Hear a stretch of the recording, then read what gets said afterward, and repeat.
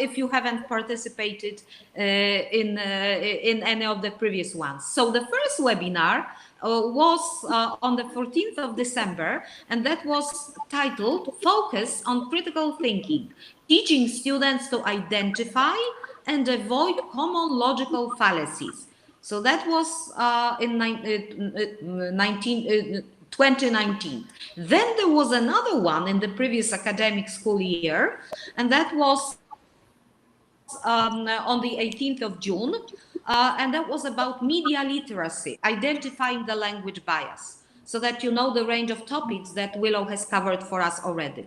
The previous webinar in this academic school year was on 5th of October, and that was uncreative writing in the digital age. Also a very interesting topic, and you can watch it on YouTube.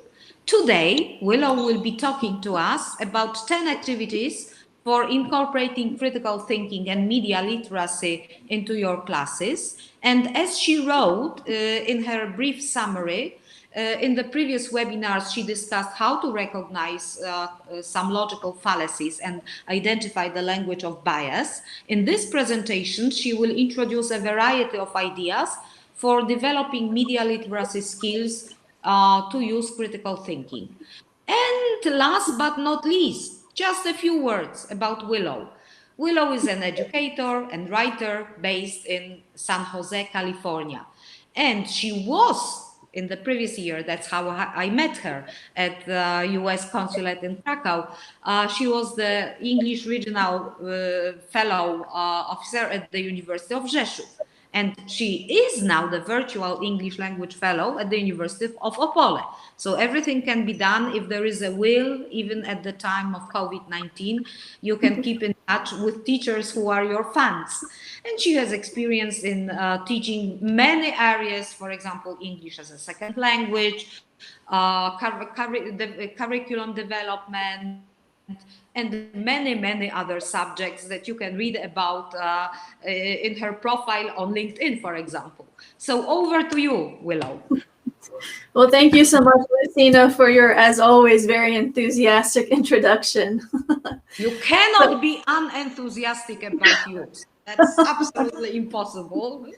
Over to you. You're so sweet. So as Lucina said, today we'll be talking about 10 activities for incorporating critical thinking and media literacy. And she already mentioned where I've been teaching and where I am now at the University of Opole.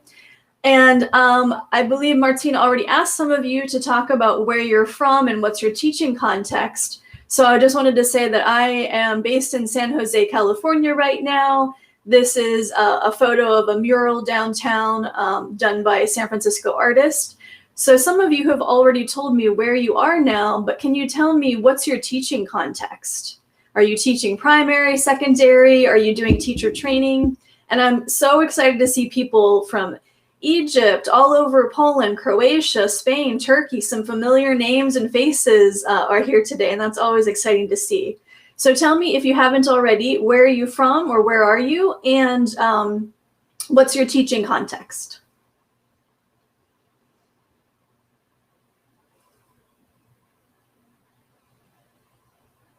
Let's see.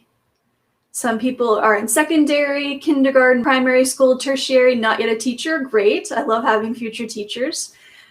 Children, adolescents, adults, and teacher training program. Wow, some of you are doing everything. Teacher trainers, someone from Italy, fantastic. University, teacher training programs, wonderful.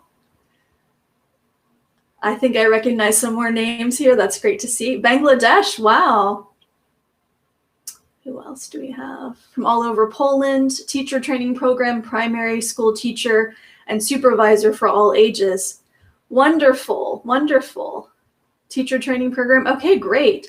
So, I have so much to share today, so I'm going to get started, but feel free to use the chat to add where you're from and where you're teaching throughout the session. So today's agenda is pretty simple. We're just going to define media literacy and critical thinking, and I'm going to review a bunch of ideas for activities that I found online, and then we'll have time to share ideas and ask questions at the end. Also, throughout the presentation, you can always add a question or a comment, and if I'm able to see it, I will respond to it. And throughout the presentation, when I'm sharing ideas and activities, if you have a thought about it, or it makes you think of another activity that you've already done, or you have questions about it, please feel free to either type them in the comment box, or at the end, you can ask me. I like this to be as interactive as possible. Okay, and also I wanted to say that I know that you're teachers and you're so busy, and saying that my voice is blurred from time to time. Can you hear me better now? How is the sound? Okay, great. So I know that as teachers, you don't really have a lot of time to do a lot of online research to find ideas, or to do a lot of time to plan these activities. So I have specifically looked for things that either require no planning or require very little time spent planning, so that you can use them in class. Also, they're meant to be very short activities, because I know most of us aren't teaching classes that are dedicated to critical thinking or media literacy. So these are short activities that you can add to your curriculum, and you can either use at the beginning of class or the end of class if you have a little extra time. Also, I wanted to say that these activities and resources are really US based, because that's what I know. But also, I just wanted to say that, I think sometimes when teaching media literacy or critical thinking, it's easier to talk about another country, because you might not then find yourself challenging students' own beliefs, their parents' beliefs, their community's beliefs when we're talking about fake news or criticizing local media, etc. So that's another reason why the topics are mostly US based. But please feel free to share local resources from Poland or from your home country, so that we can all share those kinds of resources to use in our classes. So here are some definitions of media literacy and critical thinking. Common Sense Media says that media literacy is the ability to identify different types of media and understand the messages they're sending. So this is a very simple definition that you can share with your students if you haven't already. And as far as critical thinking, the Oxford Learner's Dictionary says that critical thinking is the process of analyzing information in order to make a logical decision and to decide if you think something is true or false. And thoughtco.com, which is a site for lifelong learning and has fantastic resources, I recommend it for all teachers, especially primary and secondary, adds that critical thinking involves the evaluation of sources such as data, facts, research, etc.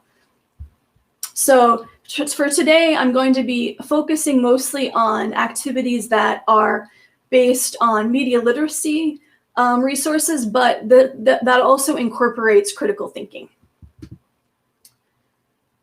And why is it important to teach media literacy and critical thinking? I know that we all know it's important, and we probably have a lot of reasons for that. But when I read this quotation from the University of Washington's Northwest Center for Excellence in Media Literacy, it really struck me how powerful this is when you think about how important it is for us to teach this. So it says that, most young people receive their information from popular culture or mass communication. And this quotation compares our time to the dark and middle ages when print literacy was limited to a very few privileged people. So at that time, people who were literate in print had a power that was denied to many other people. So in our day and age, media literacy is very similar. If we do not teach our students how to be media literate, they are really missing out on they have a limited power, similar to those who are not literate in print.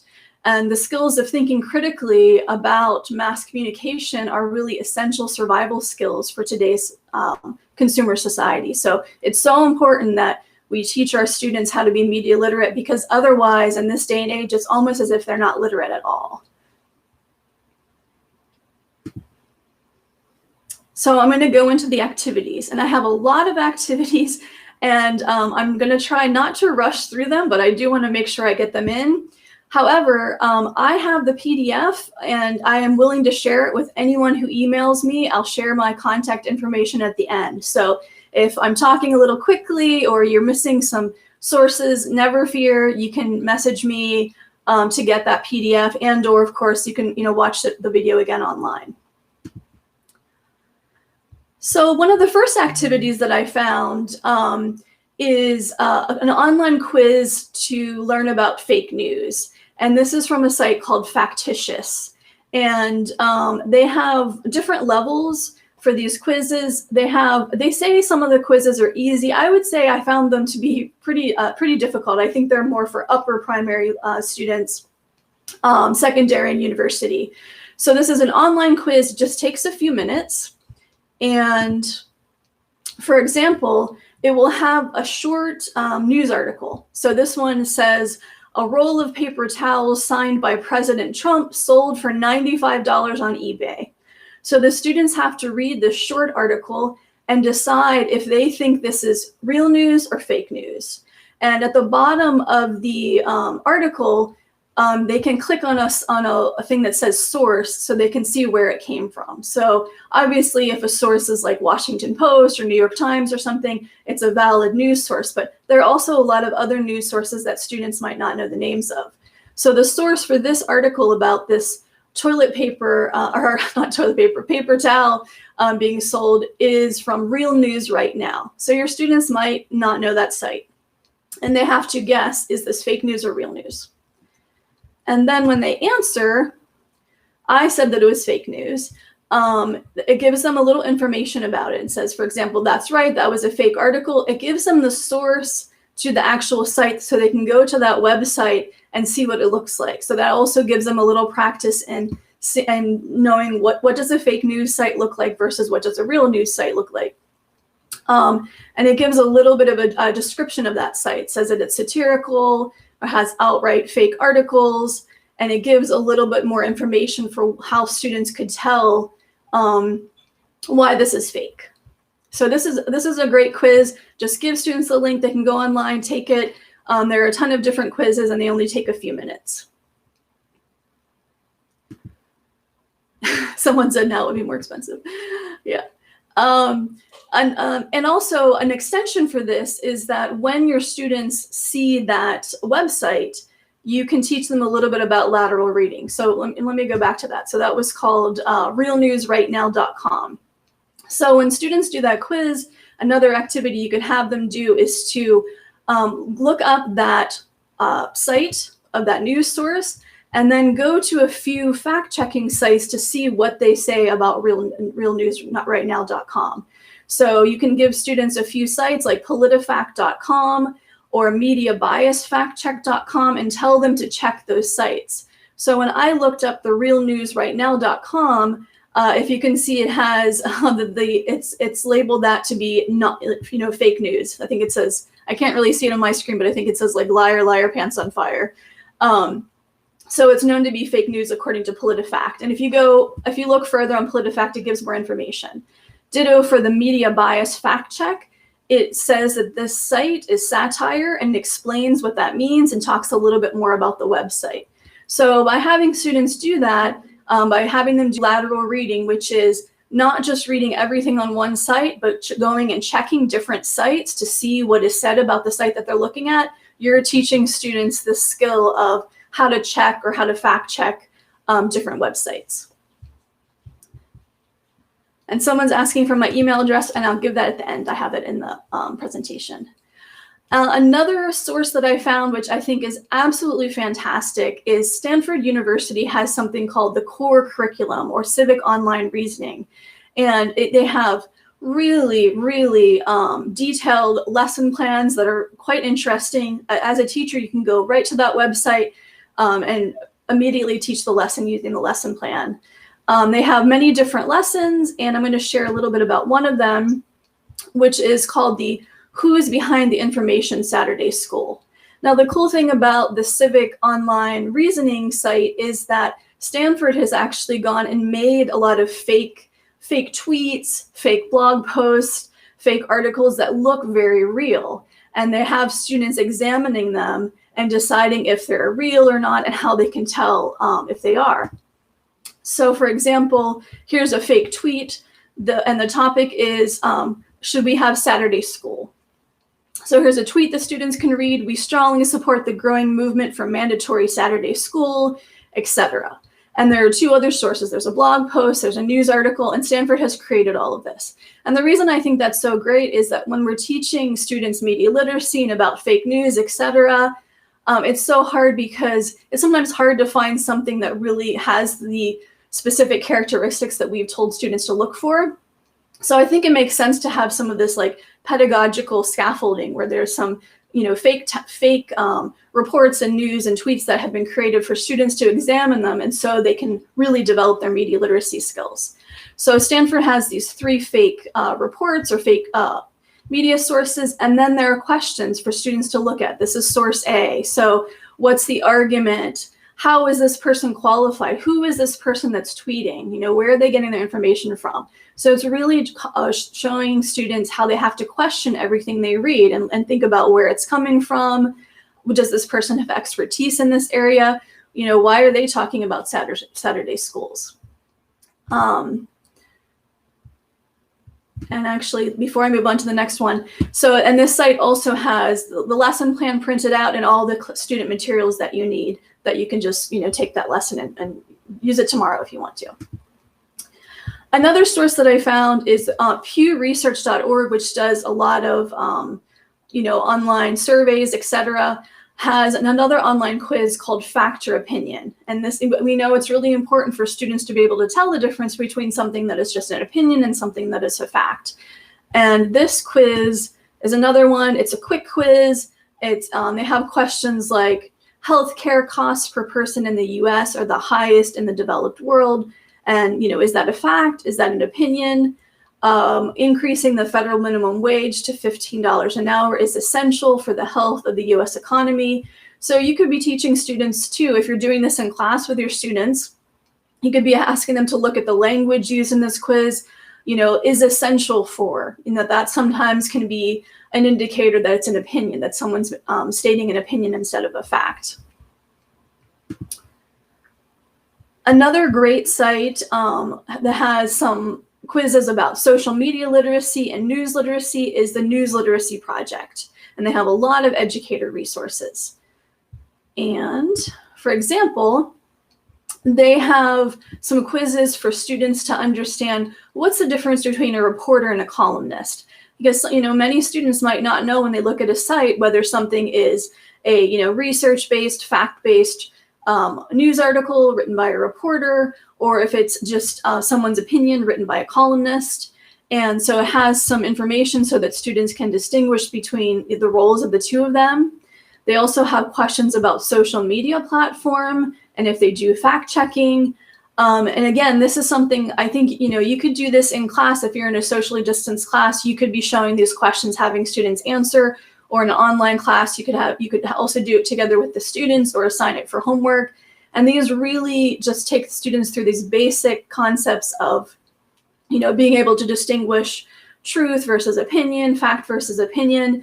And some of these things might be, skills that we think our students have, but maybe they don't, especially our students that have been raised on social media. They don't always know the difference between a credible source and a non-credible source.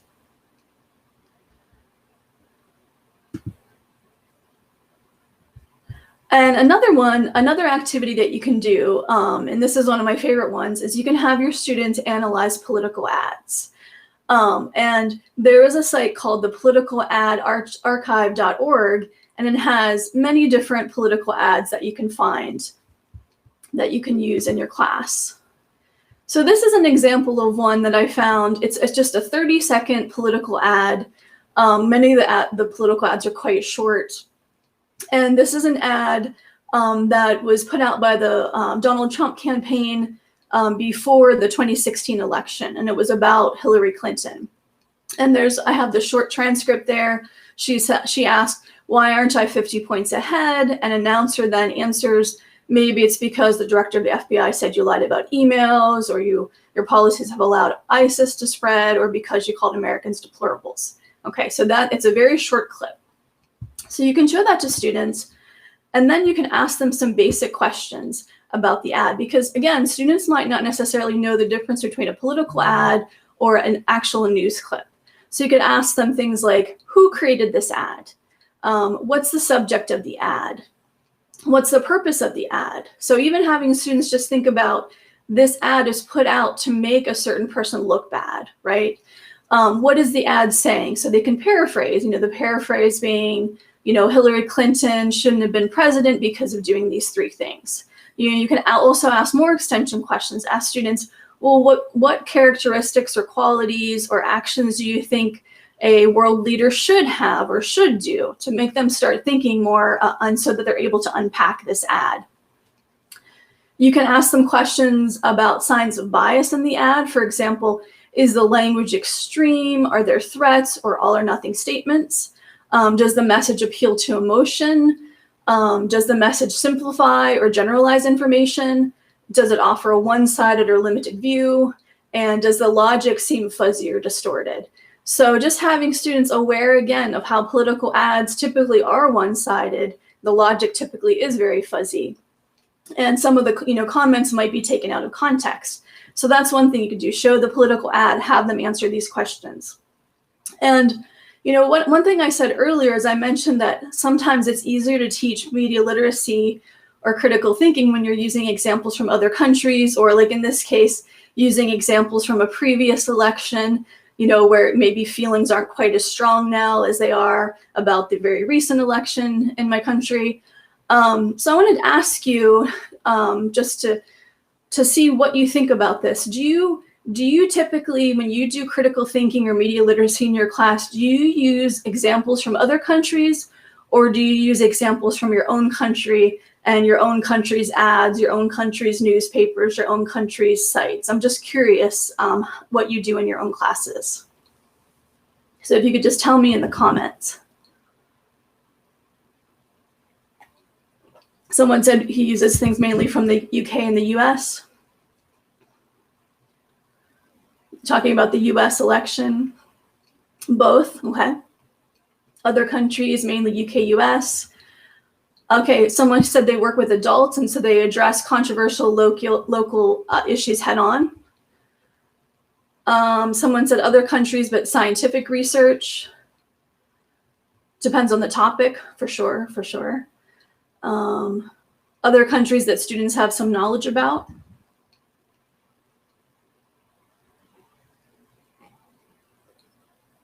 Sometimes you use foreign and sometimes Polish to compare.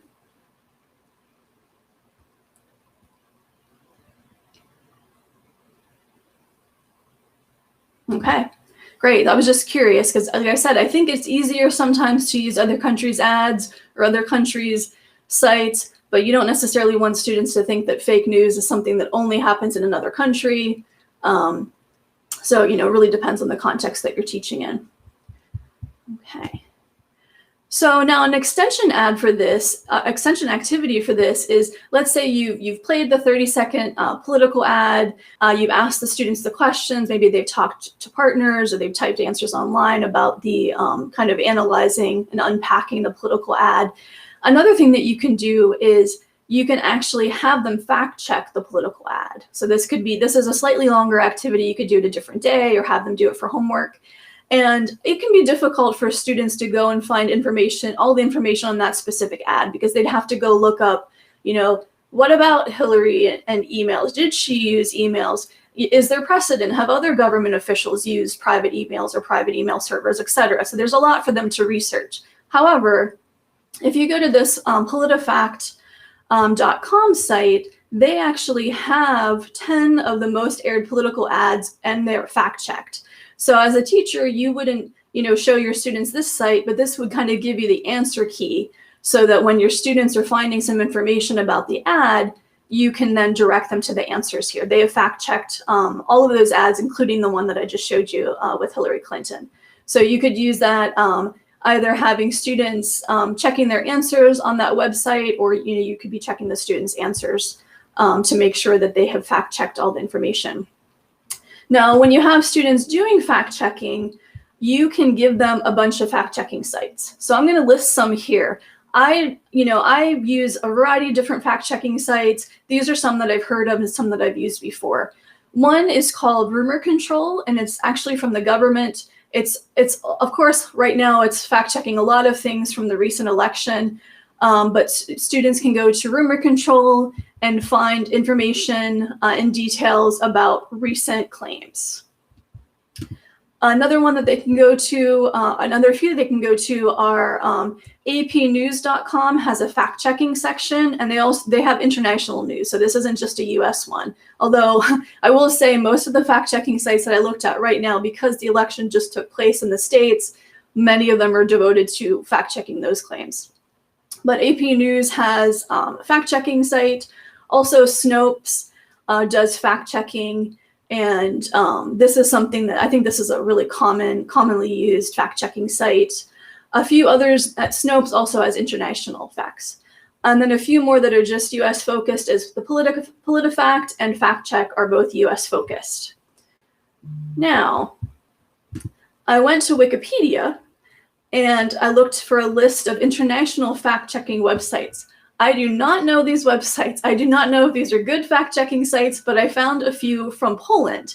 So I'm curious in the comments if you can tell me, have you used any of these sites? Do you like them or not? Because I don't know them. So one that was listed is called Demagogue as a fact-checking site in Poland. And there were two more that I found on that site. One was fakenews.pl and one was oko.press. So all three of these were listed in Wikipedia as being international fact-checking sites in Poland. And all three sites were in Polish, but I was able to easily translate them to English. So I'm just curious, for those of you in the audience from Poland, have you used these sites before? Would you recommend these sites? Because I don't know because I haven't used them. So, okay, someone said OKO Press is well known in Poland. Okay. A few said OKO Press. Okay. And what about fakenews.pl and Demagogue? OKO Press, definitely. So a few people are vouching for OKO Press. Okay. Well, now I'm curious. Now I need to start reading OKO Press in English, since so many of you are mentioning it or confirming it. Okay. OKO equals I. Thank you. Okay, so it's an independent press. Great. So if you haven't used Fake News is known for me and I have used it, it was okay. Okay, great. Anyone else? See that a few more people are typing, so I'll just wait a minute. Demagogue conducts seminars for teachers and students on critical thinking and media literacy. Oh, that's great to know. So this site, Demagogue, has trainings for teachers. Wonderful.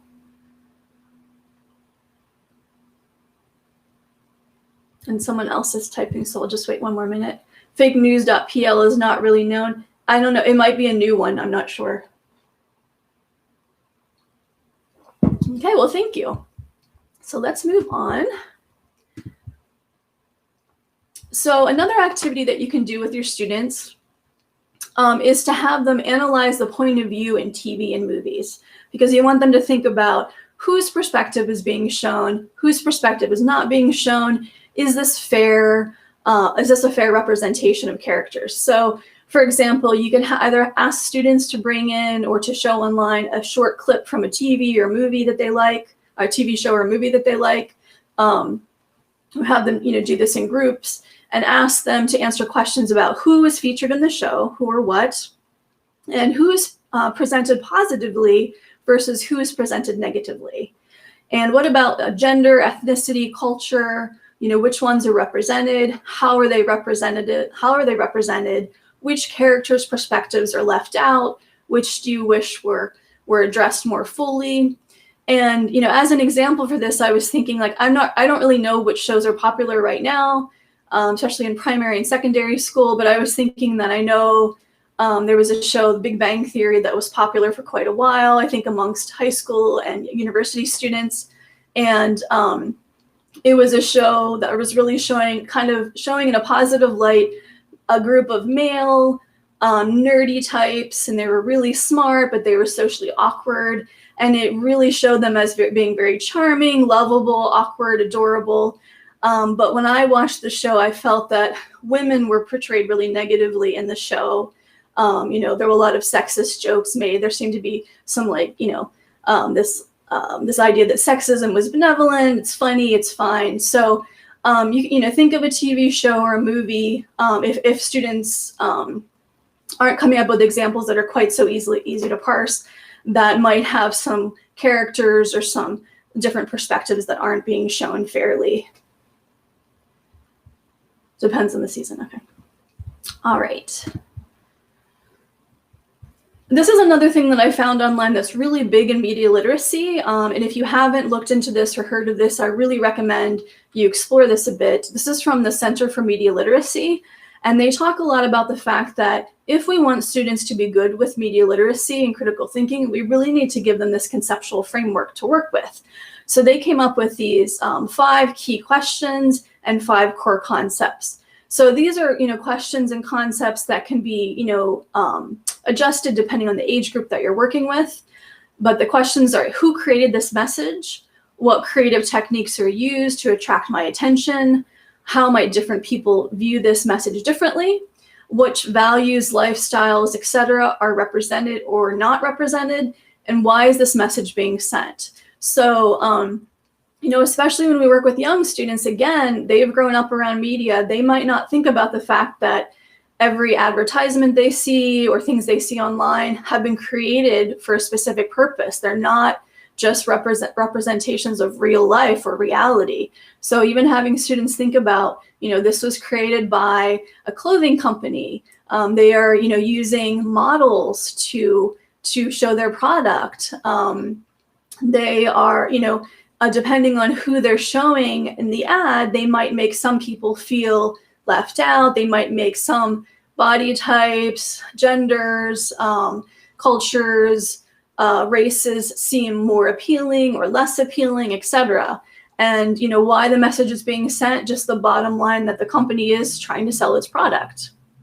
And then the related concepts for students to think about: these messages are all constructed purposely, and that they're using a different language, and there are certain values that are embedded in these media examples, and specifically how it relates to profit and to power. So having students talking about these concepts. And if you go to the medialit.org site, they have a lot of material. They have lesson plan ideas, etc., that you can use with your students. Some of them are a little dated, but I think that if you have time, you can go to that site and find some activities that you could maybe adjust to use now using technology. So I just found these examples on Canva of images, but of course you could have the students bring in their own advertisements or their own images and have them look at this and ask those questions. Like, for example, all of these women are white.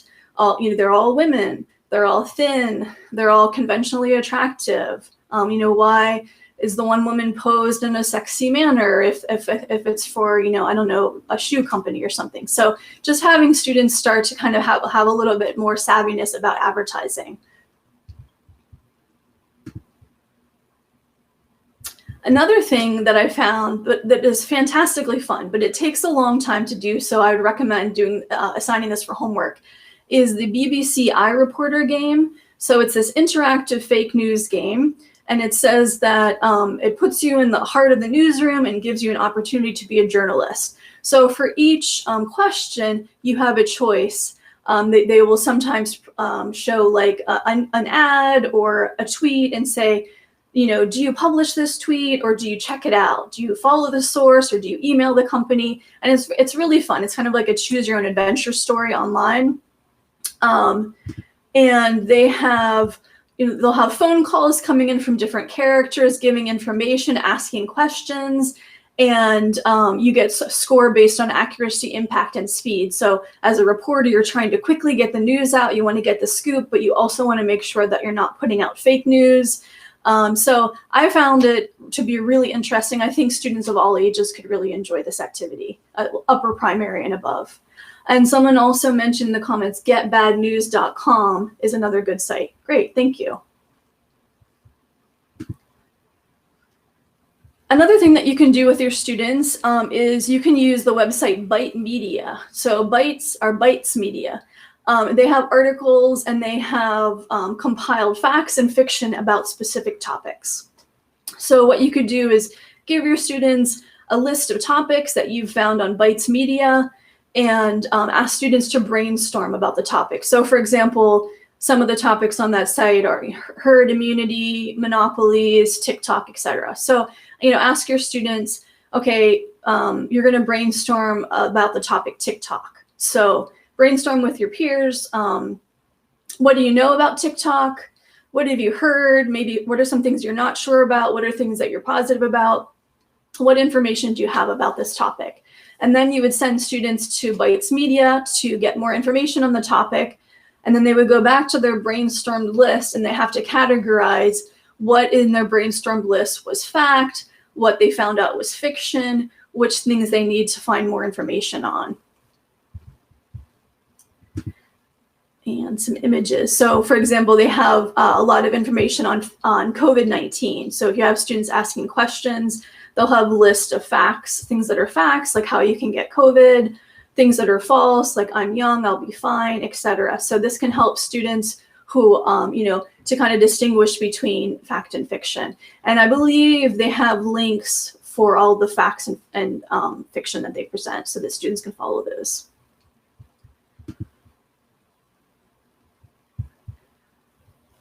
And another thing that you can do is have students learn about fact checking itself. So this website, retroreport.org, has this site about, or this activity about how to fact check history, and talks about how fact checkers get their information, where it comes from, etc. And they have a great lesson plan. And the lesson plan, it's called How to Fact Check History. It has all the information that you need there. Students would watch a video about it. And at the end, there are already ready-made comprehension questions and discussion questions. So you can, rather than just giving students fact-checking sites, you can actually help them understand how someone becomes a fact checker, how they're checking their information, where their sources, who their sources are, etc.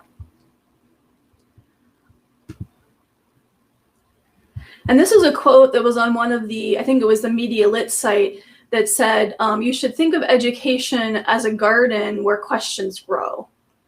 And I think that, I mentioned earlier that it's really good to, sometimes it's good to use information or sources from another country, because then you're not challenging students' maybe deeply held beliefs, you're not offending parents, etc.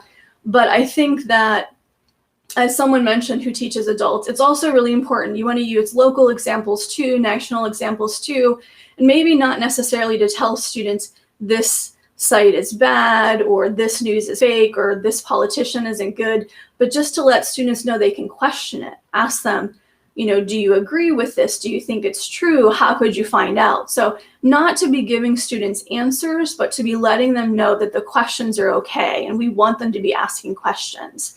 I was thinking about the fact that I grew up in a really, really conservative rural part of the United States, and my teachers were great, but they didn't really say anything to make me question the philosophies, the beliefs, etc. of my community.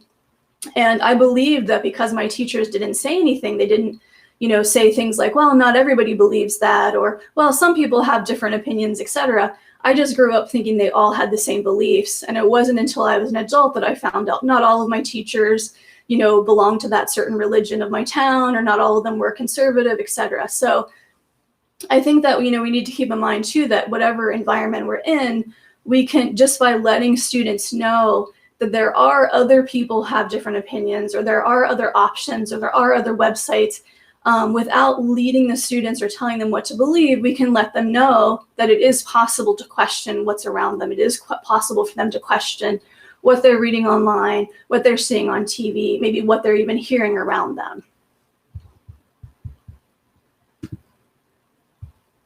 So here are some more media literacy resources, and some of these could be for if you have really high-level students, and some of these could be for you to get more ideas about teaching media literacy. So here's one through UPenn and also the State Department. They have the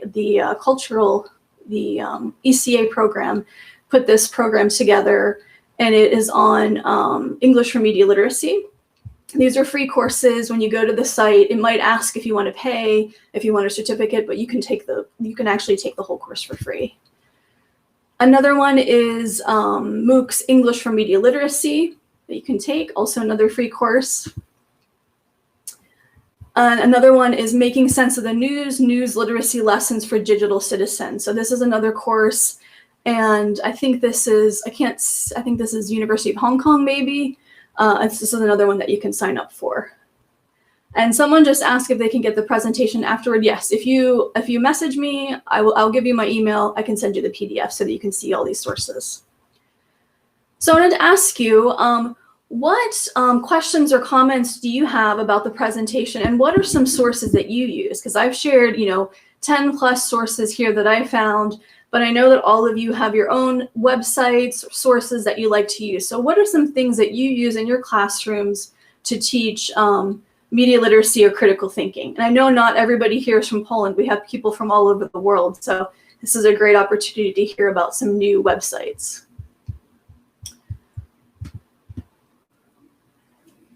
And can everybody hear me? Because it just said that my internet connection is unstable. So can you hear me? Okay. So what are some of your favorite sources or websites or activities that you use for media literacy and critical thinking?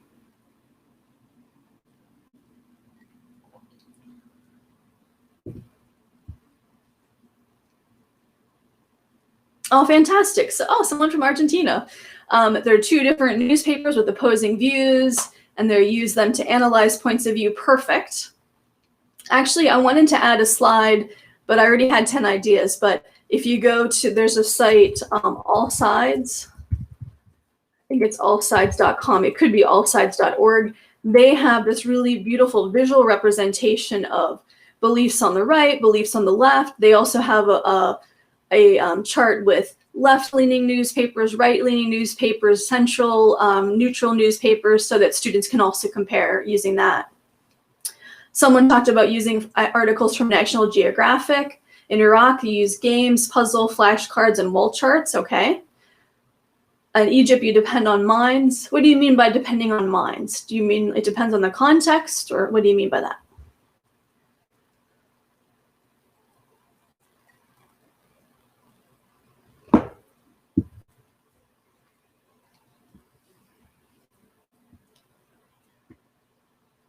Great. So someone in Poland said they use parts of TV debate between politicians and analyze them. Absolutely, using political debates, that's a great way of getting students to look at facts and fiction, false claims, etc. Once someone used my presentation on bias and asked students to create biased activities. Wonderful. So your students realize if they can create bias, they could be the target of bias. Wonderful. I'm so glad you used that activity. And that is the reason for it, right? For students to be aware of how much bias is directed at them, right?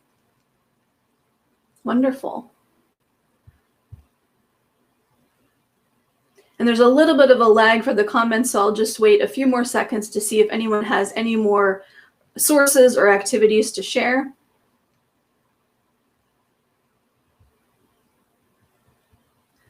All right, my friend Mike said, upper level an activity for upper level students is check out Hot 50, top rumors list of trending issues on Snopes.com.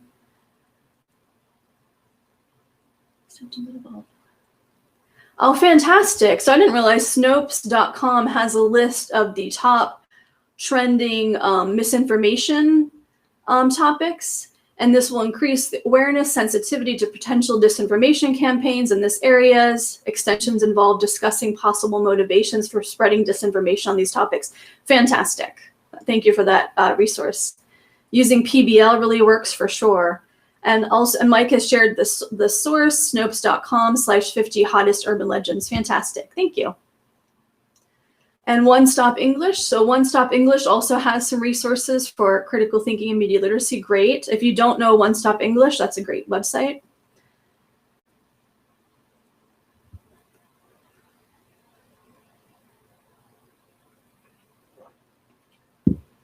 I see a few more people are typing.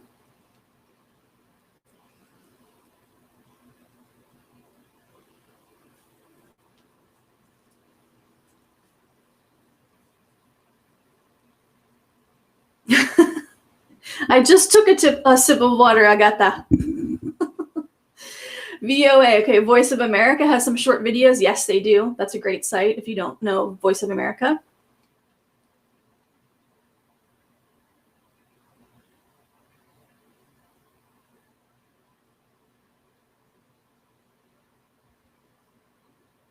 And I see a few more people typing.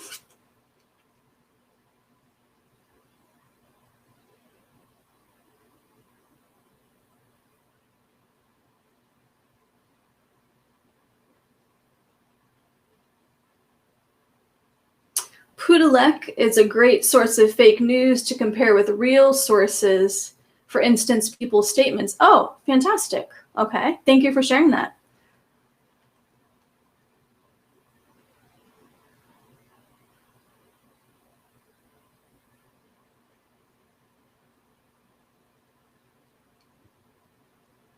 And I'll wait for one more comment. I see someone else is typing, and then I'm going to move on.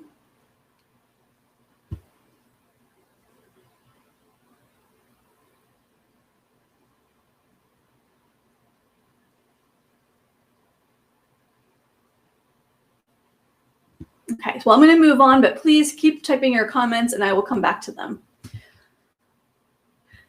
Another site, if you don't know it, is the americanenglish.state.gov. So if you're looking for articles or lesson plans on media literacy and critical thinking, they have tons of free resources. Also, if you're interested in exchange programs, both in the States or internationally, the program that I'm part of, the English Language Fellow Program, is through this program, exchanges.state.gov. You can check out some opportunities there. And also, if you'd like to follow Relo Belgrade on Facebook, they have so many free webinars for teachers, lots of fantastic resources. And the U.S. Embassy Warsaw, you can follow them on social media. They also have information about a flex program for students that want to study in the States. And they have lots of information about upcoming events and resources for teachers. So thank you very much for attending today. I raced through those examples because I usually run out of time when I present for IATEFL Poland, but I actually finished a little early today. So I want to give you my email address, which is wbarnowski2015@gmail.com. I know this presentation was super website heavy, so you want to have those links. Just send me a message and I'll send you the PDF. You can follow me on Instagram at elfinpoland, although during the pandemic, my Instagram account is mostly like photos of my cat, not so much English resources, but sometimes I do share those. So does anybody have any questions before we finish today? Questions or comments or anything else to share?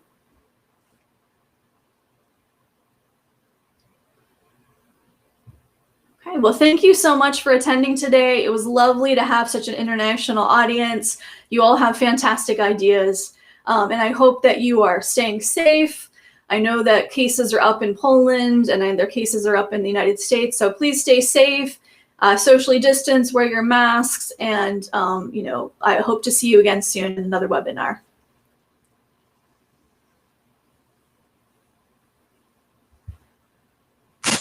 Thanks a lot, Willow. It's been great to have you once again. If we could have a request, or maybe we could even kind of try to kind of have a brainstorming session.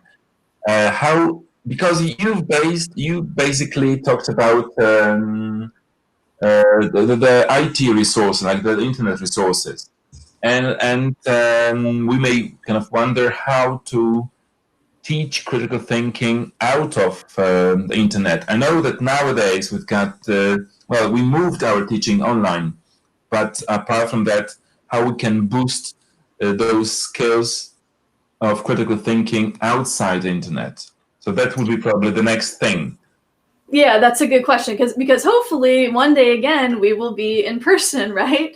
Yeah, and actually a lot of these resources, they did have options for how to teach in person, but I just thought, well, since most people are socially distancing, they're not so feasible. But for sure, the one activity about having students look at advertisements and answer questions about, who created the advertisement, who's represented, who's not represented, what's the message. That one was actually suggested as having either the teacher or students bring in a bunch of different ads and advertisements and tape them around the classroom. So students are kind of doing like a gallery walk. Students are walking around the classroom, looking at those images, they're answering questions, or there could be, some butcher paper on the wall and students are writing the answers to questions, writing their comments, and sharing those responses.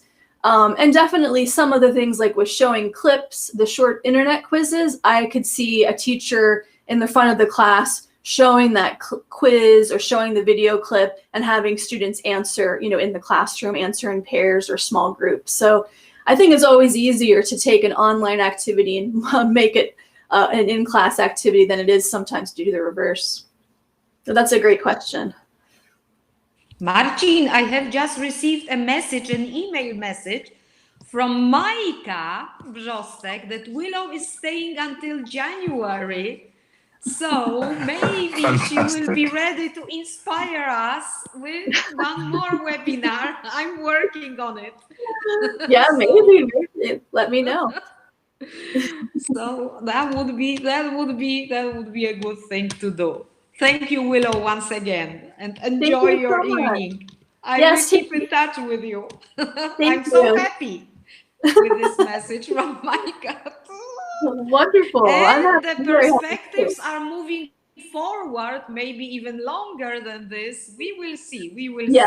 Yes. Officially now I'll be here till February, hopefully beyond that. So yes, I'm excited.